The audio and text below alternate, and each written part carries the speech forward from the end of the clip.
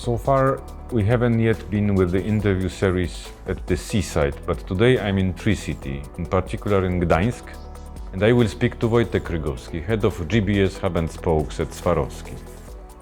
Hello Wojciech, thank you for accepting our invitation. My pleasure.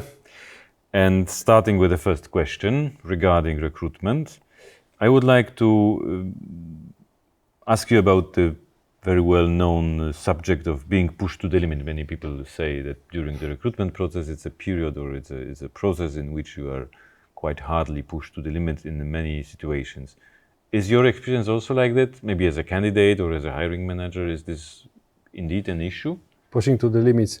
I did some math before our meeting, and apparently over the last 20 years, I took part in the 4 recruitment process. So there is not a big like a population of the cases, and I don't recall that I was pushed to the limits, depending on how you define it. But what was interesting about the last 2, and when I was applying for the managerial jobs, the last one and the last but one. Was that the common theme was that there was a lot of interviews in that recruitment process. So it took quite a long time, not because there would been breaks in between, but let's take the first case. A number of interviews was amounting to 10, 12, I don't remember at the moment, it was 8 years ago, meeting in the same day, all of these people in one location, one by one, 1 hour, 1 hour and a half meetings where I've been interviewed by them, and it was about the really quite a number of people that I met. That some of them have been asking even the same questions. The other case was that I was flying a couple of times to the headquarters for the meetings, and at that time I met something like 40, 50 people maybe in total, including those that I met at the lunch. And by the way, I perceived lunch as a part of the recruitment. It was like a small talk, but actually you are observed, people look at you, and also even a small talk is important.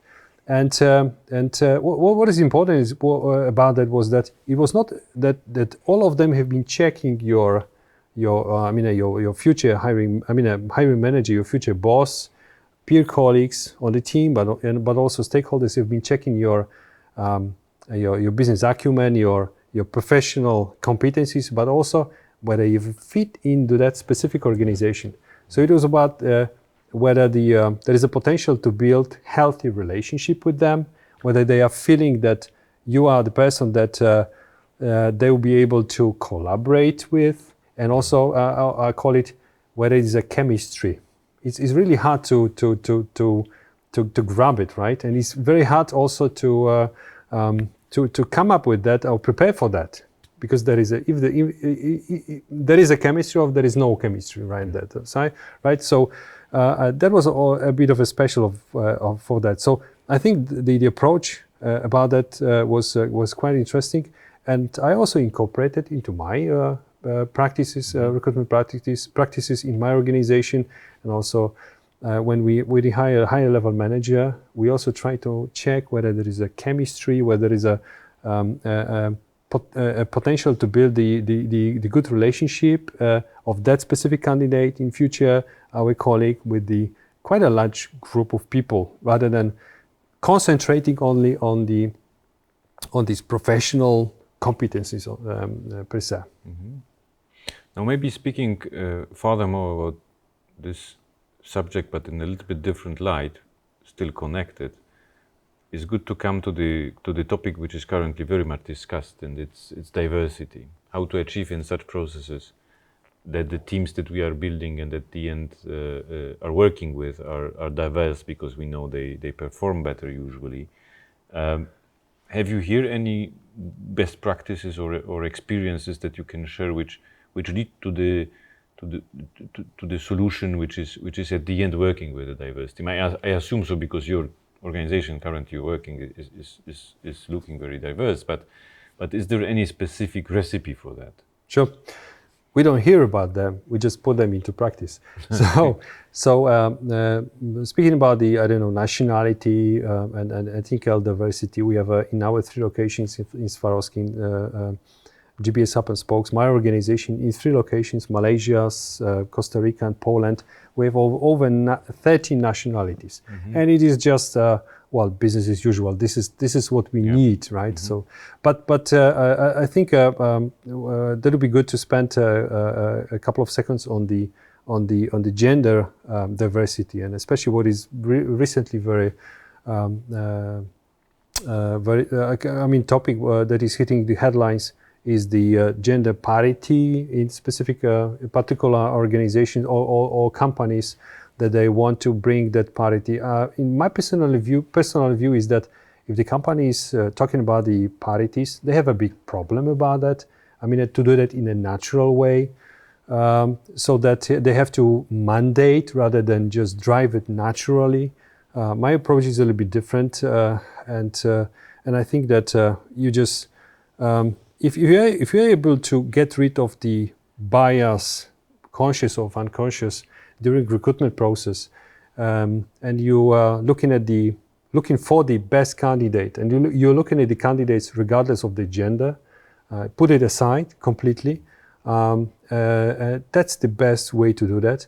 At the moment, our team is very much diverse gender-wise. At the moment, the lower levels, there is a female domination on these managerial levels.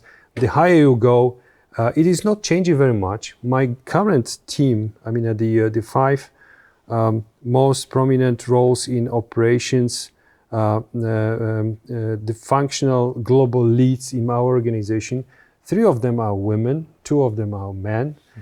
And you might say, okay, this is fantastic, diversity. I would say, well, I don't care about the gender. When I've been hiring, then I was looking for the best candidate.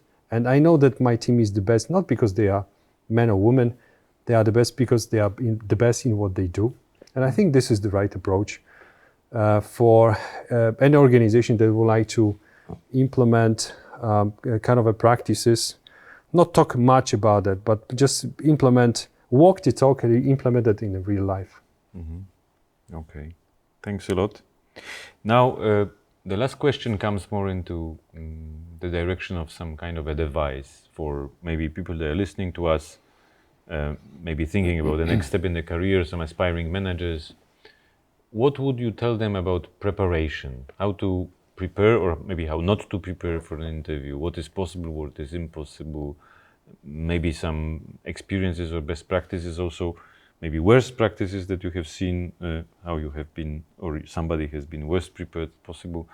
What are your views on this or experiences on this? Yeah, so it's coming from my experience, also experience of the others. I think when you applying for the higher level manager in any organization, I think it's to understand what kind of manager, leader they are really looking for. Not everything is explicitly said in the mentioned in the job ad. You have to read between the lines. You have to understand that they are looking for the administrative manager that will continue the status quo, or they are looking for the transitional manager. Sometimes it's not very much mentioned there. Whether they are looking for the really super competitive guy that will drive the change no matter what, because that's the culture of the organization. Or sometimes it is about the somebody who will be able to build the consensus about the change. Of course, you have to do your prep work. At the end of the day, you have to be able to demonstrate as a especially high-level manager, the ability to manage change, especially complex change, to lead the organization to transition if they are looking for the transitional manager with that kind of acumen, that kind of skills. But understanding what kind of, not only what kind of skills they are looking for, what kind of leader with regards to the personality and character they are looking for, that is also very much important, because you can also feature your the best, I mean, your strengths during the meeting, because it's not only important what you're going to say to prove that you have the skills necessary, but how you're going to say that. That's critical, I think, at the end of the day. This is what I pay attention to when I'm hiring the manager. but it's also, I think, my peer colleagues everywhere looking for that. So it's not only about the hard skills, soft skills, it's also about what kind of person you are and whether you feel that specific organization. For that, I mean, the last hint, the last tip that I can make, do a lot of prep work to understand what is that company about, what kind of culture they have, what they are going through at the moment, what is their agenda, because that will help you to prepare not only just for the questions like what is your vision to run the organization, which is very important, but also, okay, how would you lead the people through the change in our organization? And there, for that, you need to understand a bit of a culture of that specific company. Mm-hmm. Now, putting a little bit the company aside or a concrete job, but now thinking about you, yourself, your choices, just the very, very last small hint, if you would say, have two candidates at the end of a process and they're equally good, like they are really professionally very good and you like them both, whom you would finally choose because you have to pick one? What would be this small secret thing that is deciding that this one and not that one? To work with me specifically. Yeah, when I already checked whether there is a... the others are saying, okay, that's the right guy, we feel that he will fit. I have to make a final decision. Very much the same. If they are equal, I mean, in Latin, ceteris paribus, everything is else the same. It's about the chemistry. Well, if I will be feeling well working with that person in future, so that's we're coming back to the topic of the character, personality, and also that chemistry. I know it's very faint and hard to catch, but unfortunately, we are human beings, and at the end of the day, it is what it is. I mean, it is so important in future working together. Yeah, sure. Okay, thank you very much. It was very interesting. Thanks. My pleasure.